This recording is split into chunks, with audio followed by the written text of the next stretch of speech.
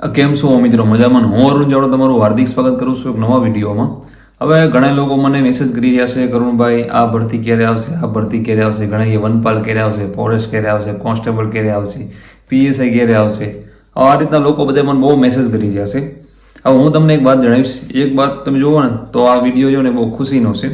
ખુશીનો એટલે મતલબ હું તમને ઘણી જાણકારી દેવાનું છું મારા મંતવ્ય મુજબ. આપણે બે બુક બનાવી છે. તમે ક્લાસ 3 ની તૈયારી કરતા હો તેમાં ઉપયોગી બનશે. એક મિની બંધારણ છે જે 200 પેજમાં શોર્ટમાં મસ્ત વ્યવસ્થિત રીતના હેડ રાઇટિંગ આખું મારે લખેલું છે, અને એક જીસીઆરટી છે 6 થી 10 ની સામાજિક વિજ્ઞાન રહી એમાંથી આ બનાવી છે. આ 250 પેજની ઓલી 200 પેજની.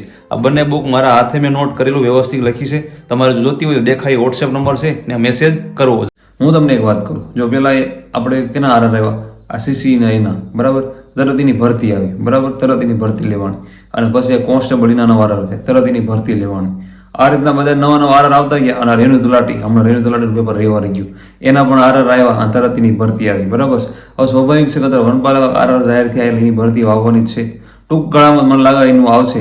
પણ હમણાં હમણાં તમે જોવો ને કે જો વનપાલ છે, પછી વન રક્ષક આવે ફોરેસ્ટની મને એ લાગી રહી છે, કોન્સ્ટેબલ છે, પીએસઆઈ છે, અને તલાટી કમ મંત્રી. કેમ કે તલાટી કમ મંત્રીની હમણાં ભરતી થઈ જ નથી.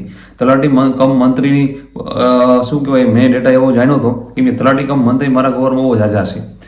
ગઈ 2022-23ની ભરતીમાં જે લાવીએ નહીં, કેમ કે એ લોકો ક્યારે 2-3 ગામના ચાર્જ સંભાળી રહ્યા છે, એટલે એની બહુ જ ઘટ છે. પણ સરકાર એની ભરતી કરશે ગવર્મેન્ટ, પણ એનું કારણ એક એવું છે જે આ રેણુ તલાટી પદ છે ને એટલે તરત એની આવશે. મને એવું ખુદમાં એવું લાગી ગયું ટૂંકમાં. એટલે ઓમ તમે જોવો ને તો જો વનપાલ, ફોરેસ્ટ, પછી પોલીસ કોન્સ્ટેબલ, પછી પીએસઆઈ, અને આ સીસી પછી એની જાહેરાત થઈ ગઈ છે. અને શું કહેવાય રેણુ તલાટી કમ મંત્રી જે ગામડામાં જે આવે ને તલાટી કમ મંત્રી એની આ બધી ભરતી ઉડે ને આ ટૂંક જ ગાળામાં બધી હારવાર આવવાની છે. એટલે એક અમૂલ્ય તક છે બરાબર છે. જેને સારી તૈયારી કરે અને વ્યવસ્થિત, તો એને તક છે ક્યાંક ને ક્યાંક એનો મેળ પડી જાય. અને એનું એક કારણ હું તમને કહું કે બધાયમાં થોડું ચેન્જ છે. એટલે આપણને અનુકૂળ આવે, આપણને જે વ્યવસ્થિત લાગે એ પ્રમાણે ધ્યાન દેવાનું બરાબર.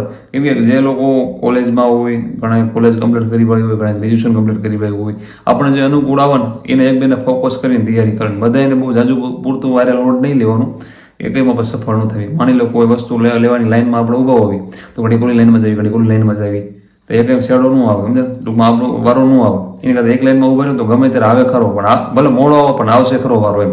એટલે મારું કહેવાનું એવું છે 1-2માં ખાલી કામ લેવાનું, આ 2ના કેન્દ્રમાં રાખીને તૈયારી કરવાની.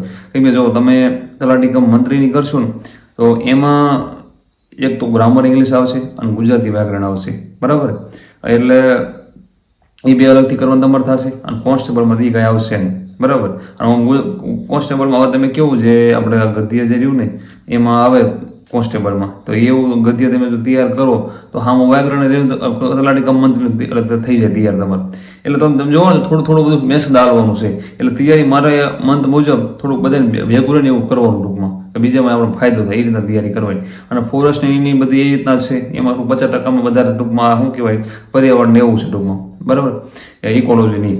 એટલે મારું કાંઈ ખાલી એક જ સંદેશ છે કે જે તમે તૈયારી કરવા માંગતા હોય ને, હું નથી કહેતો તમે ત્યાંથી લાગી જ જાઓ સમજાણું. જે લોકોને થોડીક એજ થઈ ગઈ છે હું એ લોકોને ખાલી એટલું કહેવા માંગુ છું કે તમને જેટલો પણ ટાઈમ મળે છે, તમે જોબ કરો છો, તમે ધંધો કરો છો, તમે ખેતી કામ કરો છો, કોઈ પણ વસ્તુ કરતા હોય XYZ, પણ પાર્ટ ટાઈમ થોડી તેમ તૈયારી રાખો. મતલબ 2-3 વર્ષ તમે તૈયારી કરી છે તમને સફળતા નથી મળે તો તમે હાવ મૂકી ન દો. તમે મૂકી દેશો ને કાલ સવાર ભરતી આવીને ઊભી રહેશે, પાછો તમને રસ જાગશે, પણ ત્યારે તમે બધું ભૂલી ગયા હશો બરાબર. પાછું ધીરે સ્ટાર્ટ કરવું પડશે. એની કરતાં થોડુંક તમે કન્ટિન્યુ રાખજો. ભલે હું 2 કલાક ફાળો, પણ 2 કલાક કાયમ 2 કલાક તમે ઇતિહાસ કરતા હો 2 કલાક, તો 1 મહિનો થાય ને તમારો ઇતિહાસ મસ્ત સારો કમ્પ્લીટ થઈ જાય. પછી તમે ચાલુ કરો બંધારણ 2 કલાક, તો તમારું મહિનામાં બંધારણ કમ્પ્લીટ થઈ જશે. એ રીતના તમે ટોપિક વાઇઝ ખબર 2 કલાક કાયમ તમે આપો. ભલે તમે કોઈ જોબ કરતા હોય, કોઈ પણ વસ્તુ કરતા હો, પણ થોડુંક જોડે યારે કરતા રહ્યું. એટલે તમારે આવનારી ભરતીમાં ક્યાંક ને ક્યાંક તમારું નસીબ ખુલી જાય. અને તમે જે કાંઈ 2-3 વર્ષ 4 વર્ષ 5 વર્ષ મહેનત કરી છે એ પાણીમાંનું છે બરાબર. પણ મહેનત મૂકતા નહીં. ભલે કોઈ પણ કામ ટૂંકમાં ધંધો હાથે આપણે કરવો પડે આપણે સમય પ્રમાણે, અને જે કાંઈ સામાજિક વસ્તુઓ કાર્ય કરવાના આવતા એ પણ કરવા પડે. પણ જોડે આ થોડું મારા મત મુજબ તમે રાખજો. આવનારી ભવિષ્યમાં ઘણી બધી ભરતીઓ આવશે અને હું તમને કાંઈ લાલચ આપી નહીં છું બરાબર. તમને યોગ્ય લાગે, તમને પછી આપણને ખબર પડી જાય કે આપણે કઈ રીતના હાલવું છે બરાબર. ખુદને બધાને ખુદનું ખબર જ હોય. એ તમારે હું તમને ખાલી એક સંદેશો દેવા માંગુ છું. ઘણા એમ કહેતા હોય ટાઈમ ન હોય, ટાઈમ હોય. 1-2 કલાક તો મળે જ તે દિવસમાં, 2-3 કલાક તો મળે જ, જેનાથી તમે રિવિઝન કરી શકો થોડું. માની લો તમારો ગોળ ખાખી જ છે, તમારે વર્દી કોન્સ્ટેબલ બનવું છે, તો કોન્સ્ટેબલના હજી ઘણી વાર લાગશે. તો અત્યારે તમે 2 કલાકનો ફળ શકો. જ્યારે ભાઈ ભરતી આવી જાય, ફોર્મ ભરે જાય, પછી વલ તમે ખાવા લાગી જાઓ, એક ધારા તૈયારી કરો.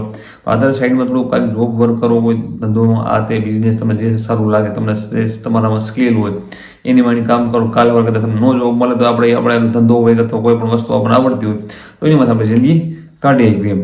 તો હવે મારી વાત તમે બધી સમજી ગયા છો, હું તમને કહેવા જઈ રહ્યો છું, બરાબર. આવનારા ભવિષ્યમાં ઘણી બધી ભરતીઓ આવશે, તો આપણી રીતના આપણે તૈયારીમાં રહેવું. જય માતાજી.